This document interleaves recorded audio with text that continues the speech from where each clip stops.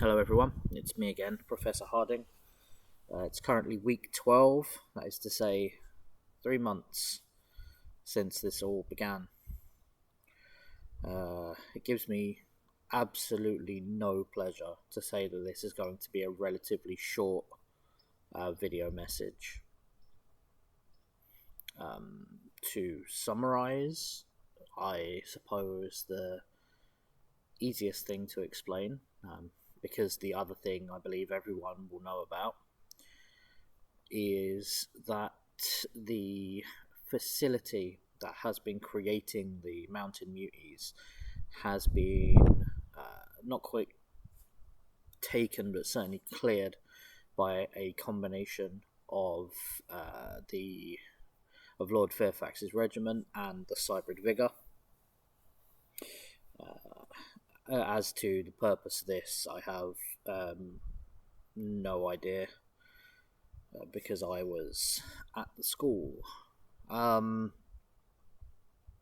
But it seems that the main back of the mountain muties have been broken, and I believe that there are works in progress to deal with them in a more permanent way.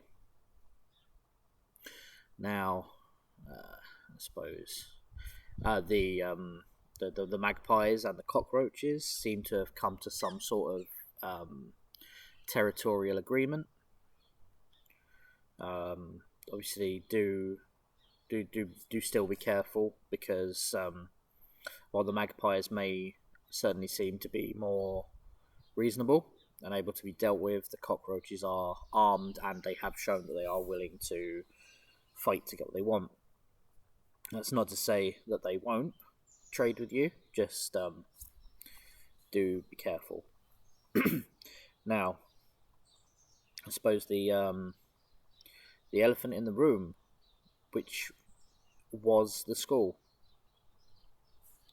So over the last month or so, as I'm sure many of you are aware, the Nameless, a group of robotic-seeming individuals, although I believe that they may just be wearing masks with voice modulators, have been organising an academy to help us move on and to almost pick up where we left off with a lot of our technological needs and,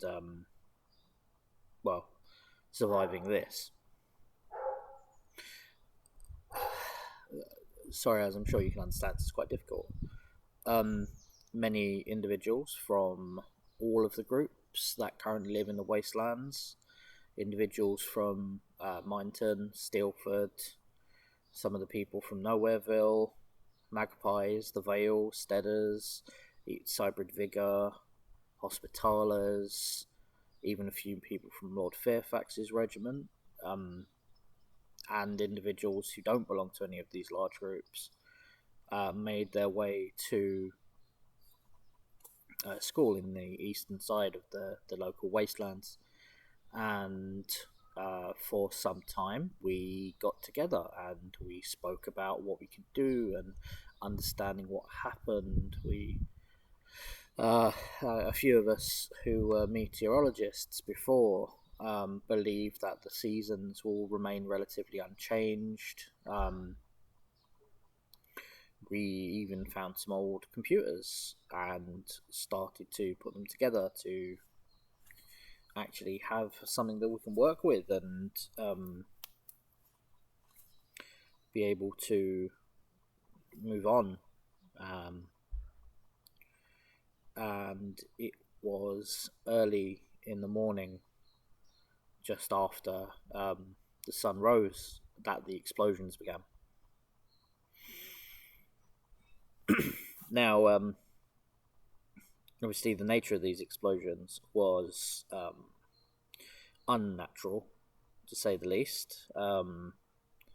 It seems that parts of the building were changed from brick and mortar and steel to what my people have identified as C5.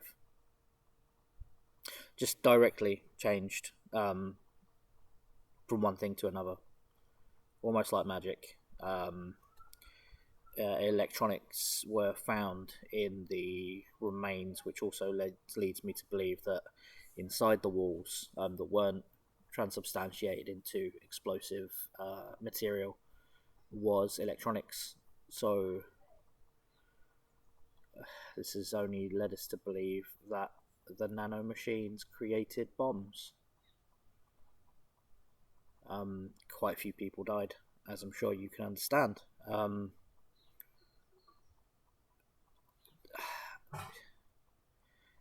It's certainly hard to say that it was a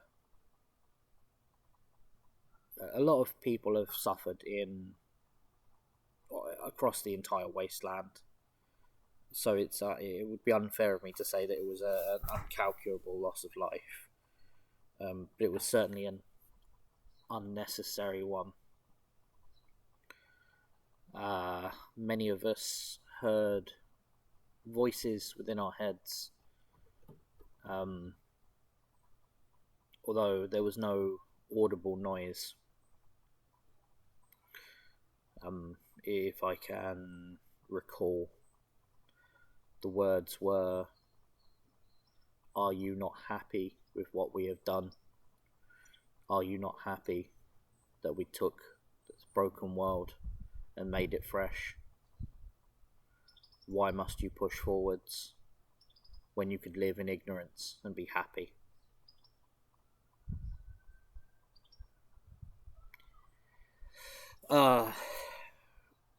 So my very basic understanding of some of the technology that works behind nanomachines is that obviously the tighter a cluster of nanomachines is, the more visible it is. Obviously, some of you may remember some speculative fiction when, or even from before, when nanomachines were being made, about a grey goo scenario, that tight clusters of nanomachines converting everything into more of themselves.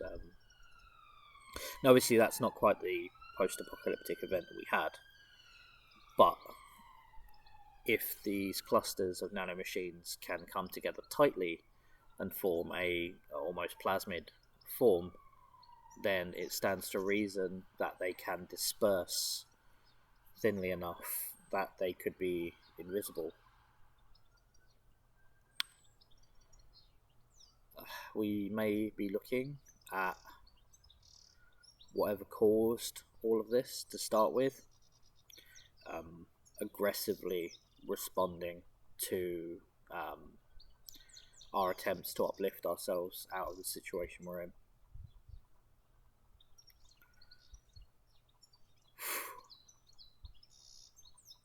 I think that's going to be me for now. There's not really much else I can add. So, do stay safe. If you hear voices, please contact other members of the community. Stay safe. Check your water, check your food. Wash your hands.